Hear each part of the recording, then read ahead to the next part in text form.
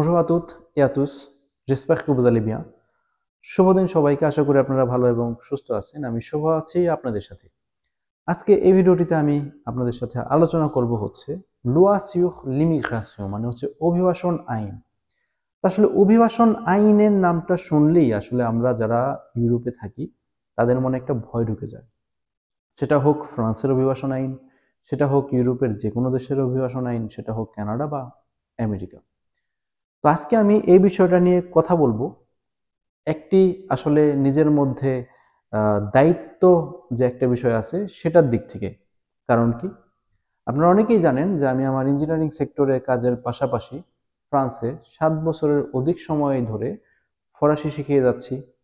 তো একজন ফরাসি টিচার হিসাবে আমার দায়িত্ব শুধুমাত্র যে ফরাসি শেখানো, বিষয়টা কিন্তু এরকম না। ফরাসি শেখানোর সময় সেটা চলে আসে ফরাসি কালচার, ফরাসি মূলনীতি, ফরাসি আইন।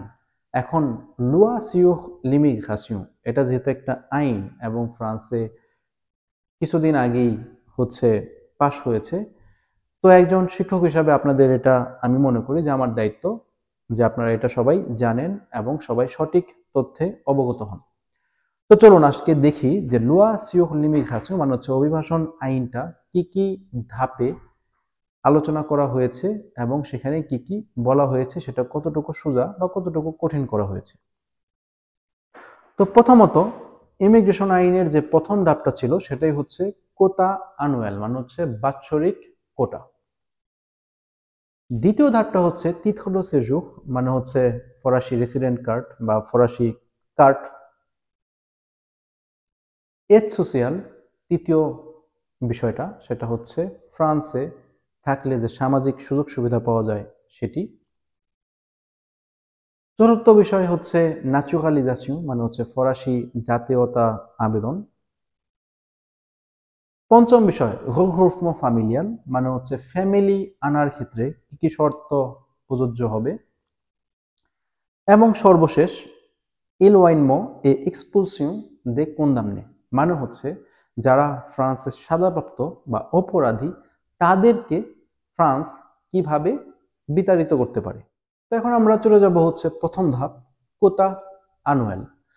তো কোটা আনুয়ালের যে বিষয়টা সেটা হচ্ছে instauration d'un débat annuel obligatoire sur la politique migratoire au Parlement et fixation de quotas annuels d'immigration, মানে হচ্ছে একটি নতুন আইন প্রতিষ্ঠিত করা হয়েছে যেখানে হচ্ছে পার্লামেন্টে যেটা ইমিগ্রান্টদের জন্য একটা কোটা করা হবে এবং সেটা হচ্ছে একটা বাৎসরিক কোটা। মানে প্রত্যেক বছরই একটা ডিবেট হবে, সেখানে আলাপ আলোচনা করা হবে যে কতজন ইমিগ্রান্ট ফ্রান্সে বর্তমানে আছে এবং হচ্ছে আগামী বছরের জন্য কতজন ব্যক্তিকে তারা হচ্ছে পেপারস দিবে বা কতজন ব্যক্তিকে তারা থাকার অনুমতি দিবে। এটা হচ্ছে আপাতত যারা হচ্ছে ইকোনমিক সেকশনে আছেন শুধুমাত্র তাদের জন্যই হচ্ছে প্রযোজ্য।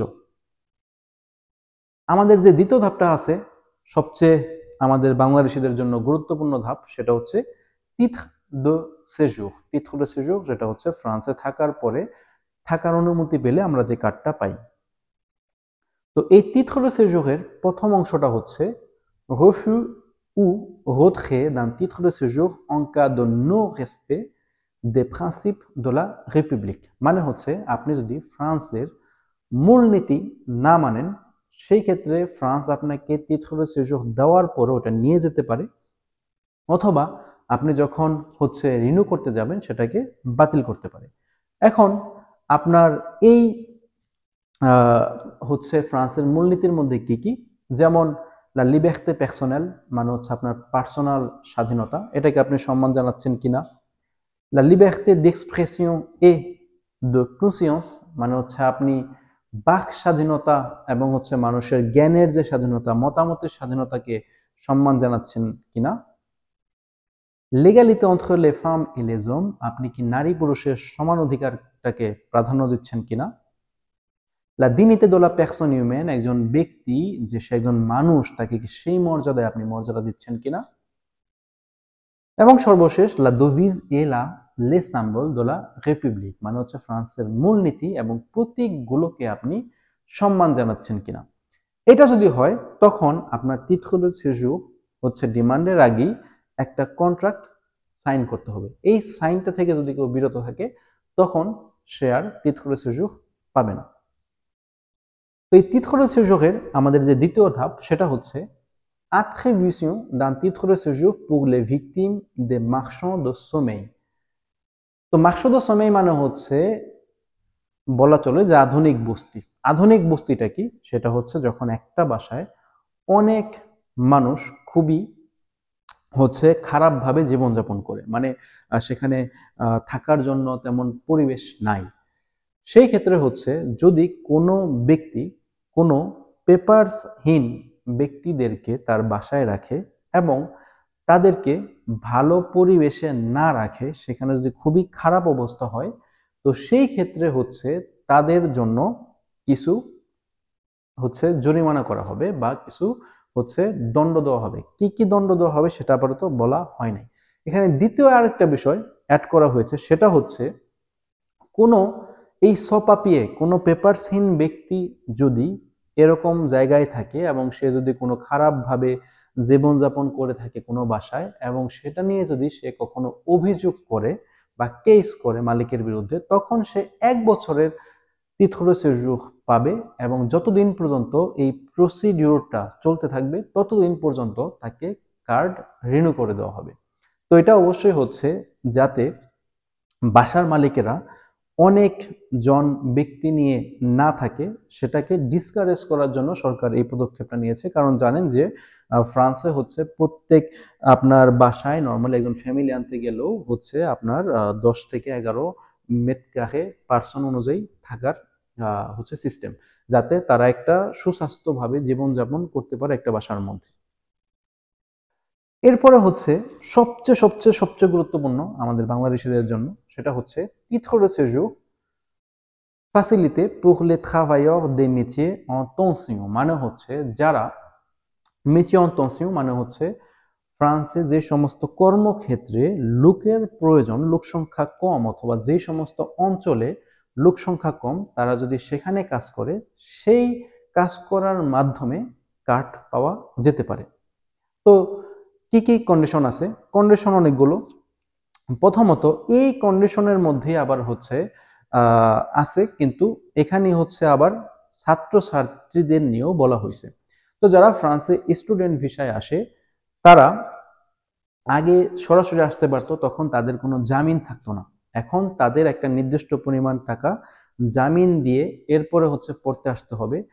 ফ্রান্স চাচ্ছে না যে কোনো ছাত্রছাত্রী ফ্রান্সে আসুক, এরপরে পড়াশোনা না করে সে অনিয়মিত হয়ে যাক। তো ফ্রান্স চাচ্ছে যে একজন ব্যক্তি যদি মাস্টার্সে আসে, সে ভালোভাবে মাস্টার্স লেভেল শেষ করুক, মাস্টার্স লেভেল শেষ করার পরে সে একটা জবে ঢুকুক, জবে ঢোকার মাধ্যমে সে জবে ঢুকুক বলতে ফ্রান্সের বর্তমান নিয়ম অনুসারে কোনো এন্টারপ্রাইজ যদি তাকে শুধুমাত্র একটা প্রমিস দম্বজ দেয়, সে 4 বছরের একটা কার্ডের জন্য আবেদন করতে পারে, তার নাম পাসপোর্ট তালন। তো সেটাকে বর্তমানে শুধুমাত্র তালন নামে এখন titre de séjour দেওয়া হবে, এবং তারা যাতে ইরেগুলার না হয়ে পড়ে, এই কারণে ফ্রান্স সরকার চাচ্ছে যে সে একটা অ্যামাউন্ট জামিন দিয়ে এরপরে ফ্রান্সে আসবে। সে যদি অনিয়মিত হয়ে যায়, সেই তার টাকা দিয়ে যাতে তাকে পরবর্তীতে তার দেশে পাঠানো যায়। দ্বিতীয়ত এখন ফ্রান্স চাচ্ছে যে আপনি জাস্টিফাই করেন যে প্রত্যেক বছর আপনি সিরিয়াস ভাবে পড়াশোনা করতেছেন। তৃতীয় যে শর্তটা সেটা যে এখন থেকে কেউ স্যালারি কার্ডের আবেদন করলে তার কোনো অপরাধ কর্মে জড়িত থাকা যাবে না। তার মানে আপনার ফ্রান্সের পুলিশ ক্লিয়ারেন্স দিতে হবে। পুলিশ ক্লিয়ারেন্সে যদি আপনার কোনো অপরাধ সেখানে উল্লেখ থাকে, তখন আপনাকে কার্ড দেওয়া হবে না।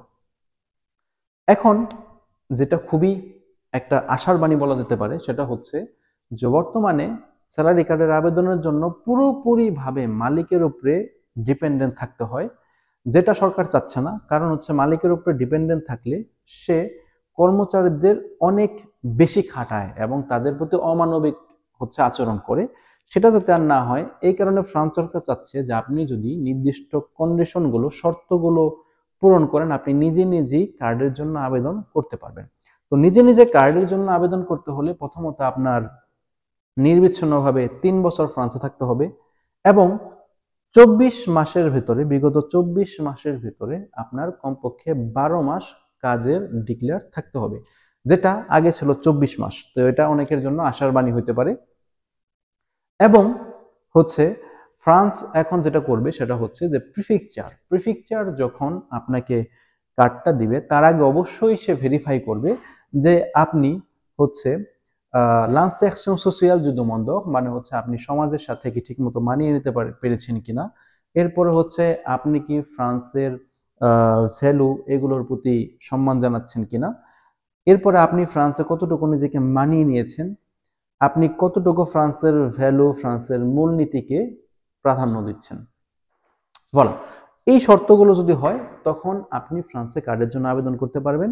যেটা হচ্ছে ডানপন্থীর একটা এক্সট্রা বিষয় অ্যাড করেছে, সেটা হচ্ছে যে প্রিফেকচার যদি চায় যে আমি একজন ব্যক্তি সব শর্ত পূরণ করেছে তারপর আমি তাকে পেপারস দিব না, তো এটা আসলে কিছু করার থাকবে না, তখন সেটার অধিকার তার আছে। তো বর্তমানেও এরকম আছে, আপনারা জানেন। তো এই অধিকারটা হচ্ছে এখনো থাকবে।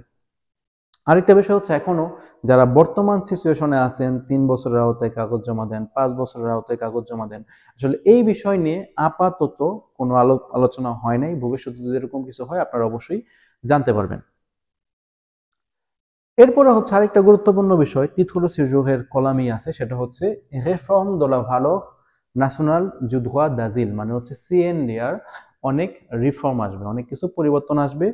আগে জানেন যে আসলে সিএনডিটা কি। সিএনডিটা হচ্ছে আমরা যখন রাজনৈতিক আশ্রয় প্রার্থী হই, অফরা থেকে যখন আমাদের কেস রিজেক্ট হয়ে যায় তখন আমরা আপিল করি উচ্চ আদালতে, যেটা হচ্ছে সিএনডিআ। সেখানে সাধারণত 3 জন জজ থেকে আগে একটা রায় দিত, সেখানে এখন দ্রুত করার জন্য একজন জজই হচ্ছে সেখানে রায় দিবে। এবং হচ্ছে বিভিন্ন বর্তমানে জানেন যে অনেক অঞ্চল থাকার পরও ফ্রান্সে একটা মাত্রই সিএনডিআ আছে, সেটাকে অঞ্চল অনুযায়ী বিভিন্ন অঞ্চলে বিভিন্ন ব্রাঞ্চ করার চিন্তা ভাবনা করতেছে হচ্ছে আপনার ফ্রান্স সরকার। এরপর আরেকটা বিষয় সেটা হচ্ছে réunification des guichets pour enregistrer les demandeurs d'asile। আপনারা জানেন যে আগে এই দমন দাজিল করার পরে এই রেজাল্ট পাইতে পাইতে অনেক সময় 1-1.5 বছর 2 বছর লেগে যেত, যেটা এখন মোটামুটি বর্তমান সরকার অনেক কমিয়ে আনছে। তো বর্তমান সরকার চাচ্ছে যেটাকে আরো কিভাবে রাপিড করা যায়, এই কারণে সে যেটা করতে যাচ্ছে সেটা হচ্ছে ফ্রান্স আজিল নামক একটা প্ল্যাটফর্ম করতে যাচ্ছে। সেখানে অফরা, প্রেফেকচার এবং হচ্ছে ওফি সবাই মিলে একসাথে কাজ করবে। সেটা হচ্ছে আপাতত প্র্যাকটিসের কারণে, টেস্টের কারণে 10টা ডিপার্টমেন্টে এই টেস্টটা করা হবে 4 বছর যাবত। কিন্তু অফরার জায়গায় থাকবে, অফরায় আপাতত জজ থাকবে, সেই জজ যেই রায় দিবে সেই রায় বহাল থাকবে। আপাতত অফরার রায়ের উপরে তাদের কোনো প্রভাব থাকবে না।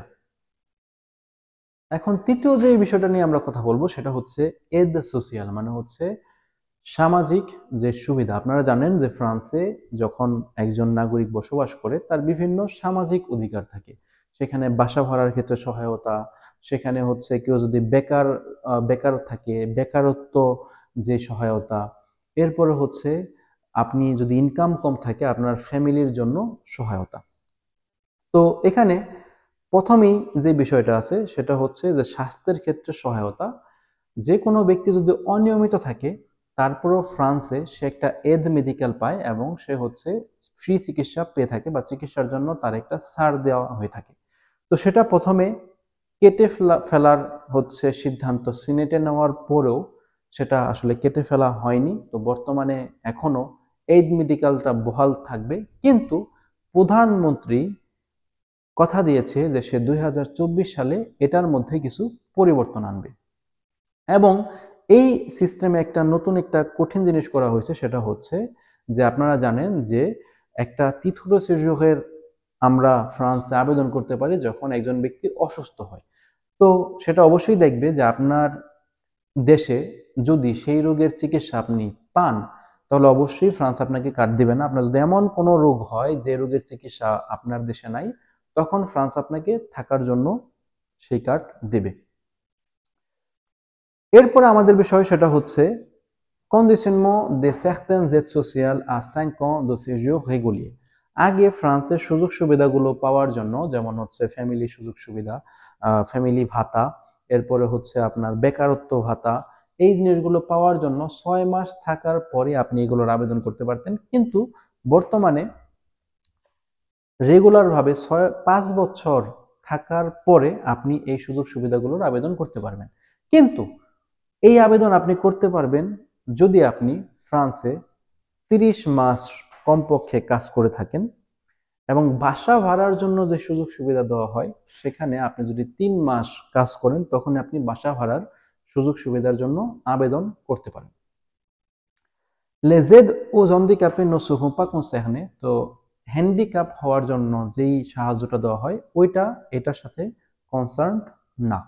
তার মানে আমরা যেটা সারমর্ম সেটা হচ্ছে আপনার 5 বছর স্টে করতে হবে, অথবা আপনার কমপক্ষে 30 মাস কাজ করতে হবে এখন থেকে এই ধরনের সুযোগ সুবিধাগুলো পাওয়ার জন্য। কিন্তু বাসা ভাড়ার যে সুযোগ সুবিধা আপেল, সেখানে আপনি 3 মাস কাজের পরে আবেদন করতে পারবেন।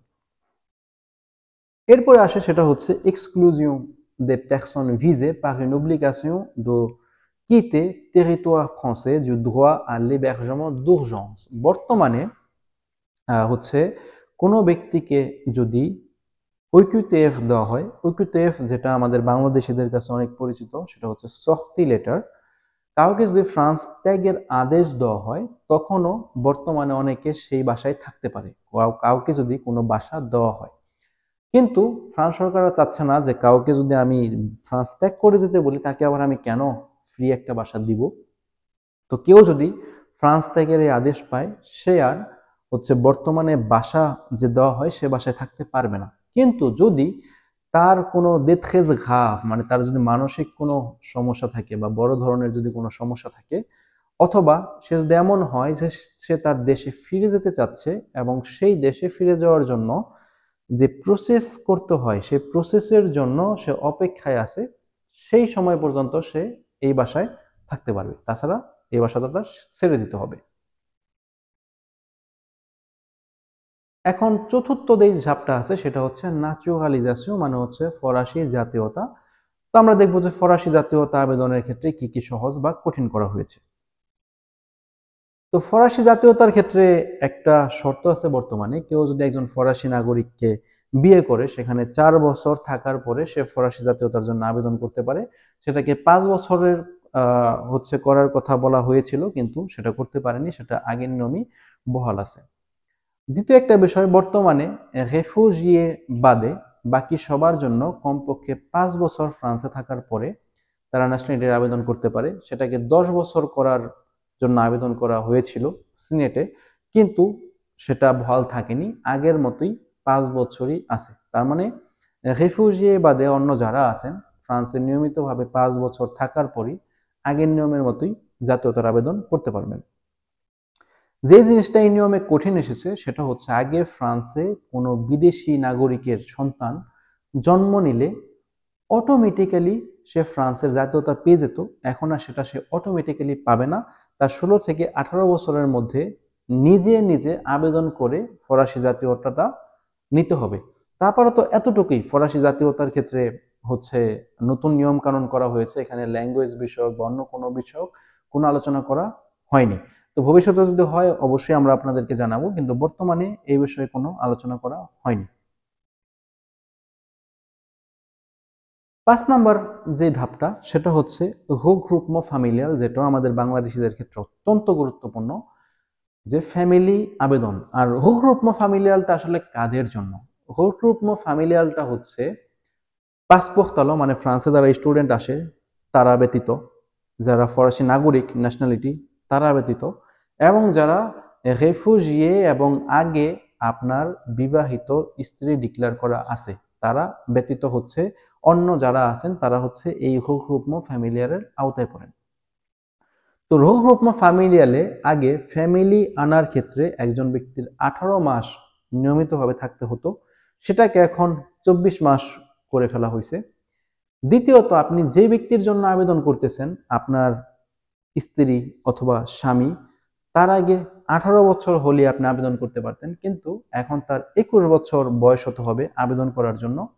এটা ফ্রান্স সরকার করছে যাতে একজন 21 বছর বয়সেই সে যথেষ্ট ম্যাচিউর, এই ম্যাচুরিটিটা যাতে তার আসে, তারপর যাতে সে ফ্রান্সে আসে, এটা নির্ধারণ করার জন্য। 3 নাম্বার কন্ডিশনটা আগের নির্ধারণী, আগেরটাই আপাতত আছে, সেটা হচ্ছে একটা নির্দিষ্ট অ্যামাউন্টের আপনার বেতন থাকতে হবে এবং একটা নির্দিষ্ট মেটকাহের বাসা আপনার থাকতে হবে। চতুর্থটা নতুন অ্যাড হয়েছে, সেটা হচ্ছে এখন থেকে আপনার এবং আপনার ফ্যামিলির জন্য হেলথ ইন্স্যুরেন্স বা আসুরান্স মালাদি থাকতে হবে। এবং যেটা সবচেয়ে সবচেয়ে সবচেয়ে গুরুত্বপূর্ণ, আপনার ফ্যামিলি যাদের জন্য আপনি ডিমান্ড করতেছেন তাদেরও এখন থেকে ন্যূনতম একটা ভাষা জানা থাকতে হবে, এবং সেটা হচ্ছে নিভো এলেমন্তেয়ার। নিভো এলেমন্তেয়ারকে সাধারণত A1 এর সাথে তুলনা করা হয়, যেখানে আপনি দৈনন্দিন জীবনের সাধারণ বাক্য এগুলো বলতে পারবেন। 6 নাম্বার এবং আমাদের শেষ যেই ধাপটা, সেটা হচ্ছে éloignement et expulsion des condamnés, মানে হচ্ছে কিভাবে ফ্রান্সের সাজাপ্রাপ্ত অপরাধীদেরকে ফ্রান্সের আইনের আওতায় আনা যায় এবং ফ্রান্সের ভূমি থেকে বের করে দেওয়া যায়। এটার মধ্যে আমরা বাংলাদেশের একটু কম কনসার্ন, আমরা অপরাধ একটু কম করি, তারপরও দেখি যে কি কি অপরাধ থেকে আমাদের বিরত থাকতে হবে যদি আমরা ফ্রান্সে থাকতে চাই। প্রথম যেই ধাপটা আছে সেটা হচ্ছে rétablissement du délit de séjour irrégulier। তো এই জিনিসটা আমাদের বাংলাদেশিদের জন্য অনেক কনসার্ন, কারণ হচ্ছে যারা ফ্রান্সে অনিয়মিত থাকে 2012 সালের আইনে এটা বাতিল করে দেওয়া হয়েছিল যে তাদের কোনো শাস্তি নাই, কিন্তু এটা আবার নতুন করে আনা হয়েছে যে কেউ যদি ফ্রান্সে অনিয়মিতভাবে থাকে এবং তাকে যদি সরকার বা প্রশাসন ধরতে পারে, তখন তার 3750 ইউরোর একটা জরিমানা হবে এবং তাকে 3 বছরের জন্য ফ্রান্সের ভূমিতে প্রবেশের জন্য নিষেধাজ্ঞা দিতে পারে। দ্বিতীয় যে বিষয়টা সেটা হচ্ছে suppression des protections contre l'expulsion pour certains étrangers। কিছু কিছু এট্রঞ্জে ছিল যারা হচ্ছে আপনার আগে ফ্রান্স তাদেরকে বের করে দিতে পারতো না। এটার পরের ধাপে দেখবো যে কাদের কাদের বের করতে পারতো না, কিন্তু এখন এই ধরনের যদি অপরাধ করে তাদেরকে সরকার বের করে দিতে পারবে। তাহলে কি কি অপরাধ? প্রথমত, সে যদি ফ্রান্সের মূলনীতির বিরুদ্ধে কোনো কাজ করে, যেমন ধর্মনিরপেক্ষতা, মতামত, বাক স্বাধীনতা, এরপর হচ্ছে সমান দায়িত্ব কর্তব্য এগালিতে, এগুলোর বিরুদ্ধে কোনো কাজ করে, তাকে ফ্রান্স হচ্ছে আপনার বের করে দিতে পারে। দ্বিতীয়ত, সে যদি কোনো একটা অপরাধ করে এবং অপরাধের সাজা যদি 5 বছর অথবা এর অধিক হয়, সেই ক্ষেত্রে সে যদি একই অপরাধের কারণে পরবর্তীতে, মনে করেন একটা অপরাধ সে বারবার করতেছে এবং সে অপরাধটার কারণে সে 3 বছরের বেশি সাজা পেয়েছে, তখন তাকে সরকার বের করে দিতে পারে। আগে যে বিষয়টা ছিল সেটা হচ্ছে moins de protection pour ceux condamnés à plus de 3 ans de prison। মানে আগে বিষয়টা ছিল যে আগে 5 বছর সাজাপ্রাপ্ত হইলেই বের করে দেওয়া হইতো, এখন সেটা 3 বছর হইলেই হবে।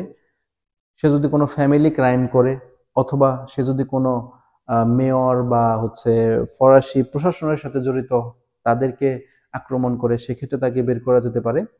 এবং হচ্ছে সে যদি ফ্রান্সে অনিয়মিত থাকে তখনও তাকে বের করে দিতে পারে।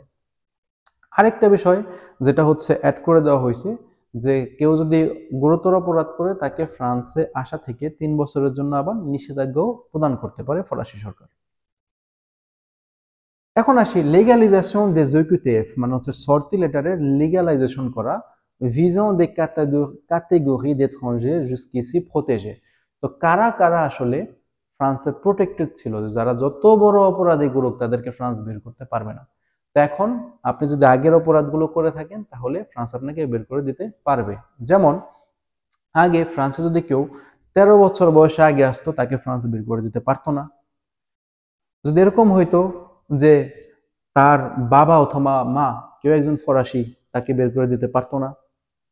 সে যদি কোনো অসুখের চিকিৎসাপ্রাপ্ত অবস্থায় থাকে তাকে সরকার বের করতে পারতো না। সে যদি ফ্রান্সে নিয়মিতভাবে 20 বছর থাকে তাকে সরকার বের করে দিতে পারতো না। এবং সে যদি কোনো ইউরোপীয় ইউনিয়নের নাগরিক হয় তাকে বের করে দিতে পারতো না। কিন্তু আপনারা জানেন যে বিগত 2 থেকে 3 বছরে ফ্রান্সে অনেকগুলো ক্রাইম ঘটেছে, যেখানে দেখা গেছে যে একজন ব্যক্তি ফ্রান্সে 10 বছর 15 বছর যাবত আছে, কোনো সমস্যা করে নাই বা সপাপিয়ে আছে, এরপরে সে একটা ক্রাইম করছে।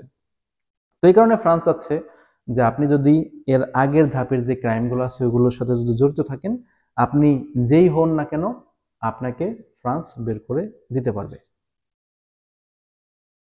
এরপরে বিষয়টা হচ্ছে systématisation des obligations de quitter le territoire français pour les étrangers à qui on a refusé l'asile। মানে হচ্ছে যাদেরকে হচ্ছে রাজনৈতিক আশ্রয় দেওয়া হয় নাই তাদেরকে শর্তি লেটার দেওয়া। তো এখন বিষয়টা হচ্ছে অনেককে দেওয়া হয় অনেককে দেওয়া হয় না, এটাকে তারা জেনারেলাইজ করার চেষ্টা করতেছে। শর্তি লেটার তবে তাদেরকে দেওয়া হবে না যারা অন্য একটা কারণে হচ্ছে সিজুরের আবেদনে থাকবে, হতে পারে সেটা স্যালারি কার্ড, হতে পারে সেটা হচ্ছে titre de séjour pour raison médicale মানে মালাদি card. L'interruption de la prise en charge médicale est confirmée মানে হচ্ছে কেউ যদি শর্তি লেটার পেয়ে থাকে সেই সময়টাতে তার যে চিকিৎসা সেবা আছে সেটা বন্ধ থাকতে পারে, যেটা হচ্ছে সিএমওটা বন্ধ থাকতে পারে, যেটা হচ্ছে এইড মেডিকেল বা প্রিজ অন চার্জ মেডিকেল। এরপরে যে বিষয়টা আছে সেটা হচ্ছে déséance de nationalité en cas de tentative d'homicide sur les forces de l'ordre মানে হচ্ছে ফ্রান্সে যদি আপনি জাতীয়তা পেয়েও থাকেন, যদি আপনি কোনো ব্যক্তিকে হত্যার চেষ্টা করেন সেখানে আপনার জাতীয়তা আপনি হারাতে পারেন। সর্বশেষ যেটা সেটা হচ্ছে interdiction de placer des mineurs en centre de rétention administrative।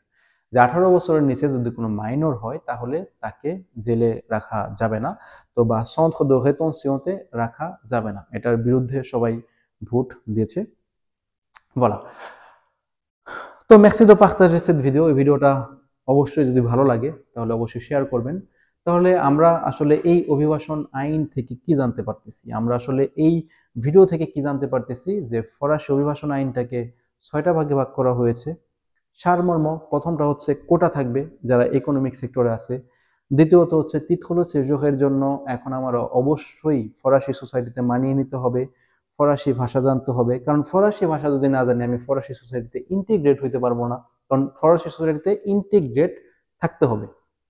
আপনার স্যালারি কার্ডের আবেদনের জন্য 3 বছর থাকতে হবে, 24 মাসের মধ্যে 12 মাস কাজ করতে হবে এবং মালিকের তেমন কোনো সাহায্য ছাড়াই আপনি নিজে নিজে আপনার ফাইল জমা দিতে পারবেন। আপনি যদি ফ্রান্সের মূলনীতিগুলো না মানেন তাহলে আপনার সিজুরটা তারা নিয়ে যেতে পারে। এরপরে যে বিষয়টা ছিল সেটা হচ্ছে যে ফ্রান্সে এখন অফরা, প্রেফেকচার এবং অফিসাতে একসাথে কাজ করে সেটার চেষ্টা করা হবে এবং হচ্ছে সেন দেয়াতে আগে যেখানে 3 জন জজ মিলে ডিসিশন নিত সেখানে এখন একজন জজ সেই ডিসিশন নেবে। এরপরে ধাপটা ছিল হচ্ছে আমাদের এজ সোশিয়ালটা ছিল হচ্ছে সামাজিক আমার যে সুযোগ সুবিধা, সেটার জন্য এখন আপনার কমপক্ষে 5 বছর রেগুলার ভাবে থাকতে হবে, কিন্তু আপনি যদি 30 মাস কাজ করেন তখন আপনি এই সুযোগ সুবিধাগুলো পাবেন এবং 3 মাস কাজ করার পরে আপনি হচ্ছে বাসা ভাড়ার যে সুযোগ সুবিধা সেটা আপনি পাবেন। এরপরের ধাপটা ছিল হচ্ছে আমাদের ন্যাচুরালিজাশন মানে হচ্ছে ন্যাশনালিটি। তো ন্যাশনালিটির ক্ষেত্রে হচ্ছে তেমন কোনো পরিবর্তন আসেনি, শুধুমাত্র যারা ফ্রান্সে জন্মগ্রহণ করবে তাদের বাবা অথবা মা কেউ যদি ফরাসি না থাকে তখন সে আগে অটোমেটিক্যালি জাতীয়তা পেয়ে যেত, এখন তার নিজের 16 থেকে 18 বছর বয়স যখন হবে তার নিজে নিজেই এটা আবেদন করতে হবে। পঞ্চম যে বিষয়টা ছিল সেটা হচ্ছে হোকরুম ফ্যামিলিয়াল মানে হচ্ছে ফ্যামিলির আবেদন। ফ্যামিলির আবেদনের ক্ষেত্রে যেটা নতুন অ্যাড করা হয়েছে সেটা হচ্ছে আগের 18 মাস থেকে এখন 24 মাস আপনার নিয়মিত ফ্রান্সে থাকতে হবে। দ্বিতীয় যে বিষয়টা সেটা হচ্ছে যে যার জন্য আবেদন করবেন তার সর্বনিম্ন বয়স 21 হতে হবে।